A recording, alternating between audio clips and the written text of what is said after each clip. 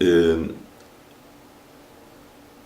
Lembro-me que o primeiro comboio saiu às 6 menos um quarto da manhã.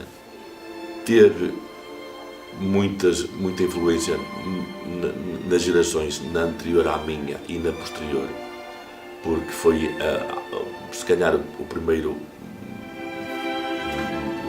modo de transporte de algumas pessoas para fora de Faf. Todos os homens em idade de ir para a tropa eram chamados, e então o meio de transporte inicial recebiam a guia de marcha, assim que se chamava, utilizavam o comboio. Portanto, o comboio era, eu acho que todos aqueles que foram para o serviço militar têm gravado como eu tenho, e eu era assíduo no comboio, mas aquela viagem marca, que é a viagem da saída da terra para ir para a tropa. E para ir para a tropa, consequentemente, para a guerra, porque era para onde nós íamos. Depois, o comboio também, para quem andava na tropa, servia também como meio de transporte, de casa para o quartel e de quartel para casa. Demorava horas a fio. Eu que estive em Beja, demorava 16 horas a ir de comboio de Faf a Beja, e levei 24 de Faf a Tavira, portanto, propriamente dito, no ramal de Guimarães. Lembro-me perfeitamente dos comboios a vapor. Os comboios a vapor, em que alguns deles tínhamos, mesmo no pino do verão, tínhamos andado de portas, de janelas fechadas, porque as faúlhas eram tantas que sujávamos completamente. Depois apareceu aí, eu não sei que nome é que aquilo tem, mas era um automotor muito pequenino, que nós chamávamos caixa de fósforos. Tinha um volante como tem no autocarro. Tem um volante que servia para aumentar e diminuir a velocidade. Cerca, assim, uma percentagem um bocado rudimentar, cerca de 30% das vezes em Fareja variava sempre. E eram os passageiros que tinham de empurrar o motor. Havia ainda, nessa altura, em funcionamento, a estação de Spens, Fareja, e passou os apiadeiros, Aldão e Penha.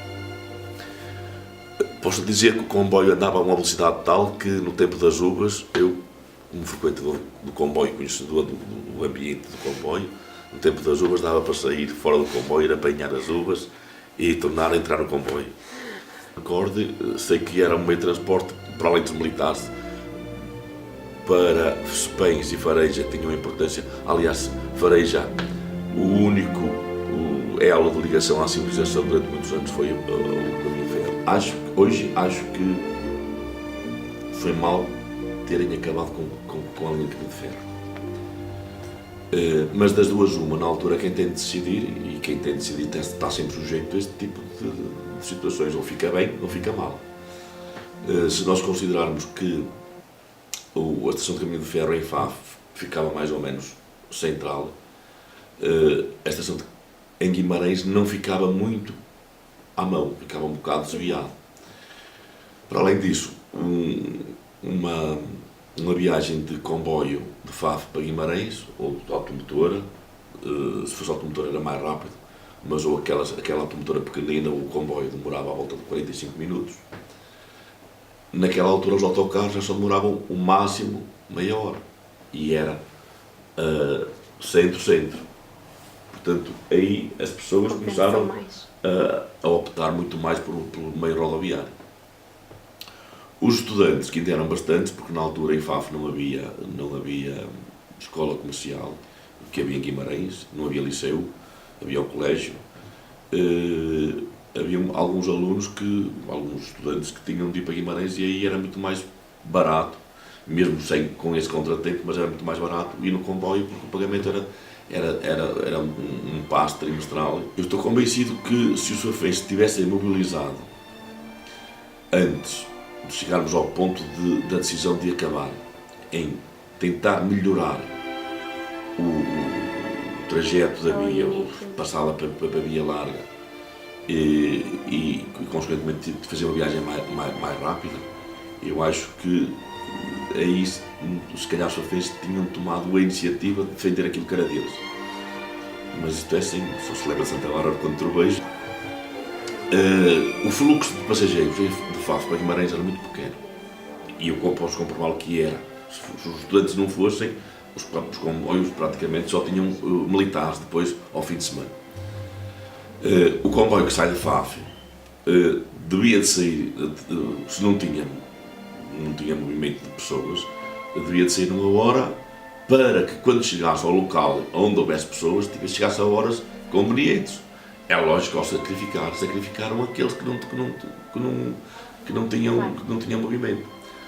Daí, voltamos à questão anterior, foram os fafenses que deixaram de ir utilizar o transporte do comboio, mas também as pessoas que estavam à frente na altura, se calhar também não tiveram a visão de dizer não, nós vamos manter a linha, vamos tentar melhorá-la, vamos tentar fazer frente ao meio rodoviário, até porque naquela altura ainda não se punha a questão ecológica e como sabem, era preferível utilizar o comboio do que o autocarro. Mas, portanto, teria sido um ponto a favor se nessa altura já se pusesse essa questão. Para além de mais, tinha uma vista espetacular, não é? Para além de mais, passava-se por cima do rio, ali na Ponte de Fareja, que era muito bonito, tinha imagens, paisagens muito bonitas, foi pena. Podia, inclusive, ter-se feito como fizeram em Mirandela, ter aproveitado uma linha turística. Como era o único meio de transporte que tinha horários, e Faf foi das primeiras terras a ter cinema, era através do comboio que as fitas dos filmes que iam ser passados no teatro de cinema vinham no comboio. Portanto, quer dizer que quando o comboio vinha atrasado, a sessão de cinema podia atrasar, o que aconteceu algumas vezes. Porque, e eu aí, lá está, sei, hoje não é como era a meia hora, sucedia uma pen, e o filme sai, não é? Eram bobinas, normalmente o filme tinha 3 bobinas assim, que era passado no outro cinema, e portanto a fita passava e quem a passava não tinha a preocupação de a rebobinar, ela tinha de chegar aqui a Faf e quem a ia passar tinha de, antecipadamente, passar novamente ao princípio. E havia um senhor que era, eu agora não me lembro do nome dele, que era um senhor que estava encarregado de um carrinho de madeira, estar à porta à espera que chegasse o comboio, carregava as fitas e vinha com elas muito depressa para o teatro de cinema para ser passado o filme. Se o comboio não chegasse a tempo e horas, o filme ou não passava ou passava muito tarde. Na altura das festas e das feiras francas, quando chegava o comboio, as pessoas que estavam à espera, dos amigos, e juntavam-se ali logo naquele lado, havia um movimento diferente. A vida era muito diferente.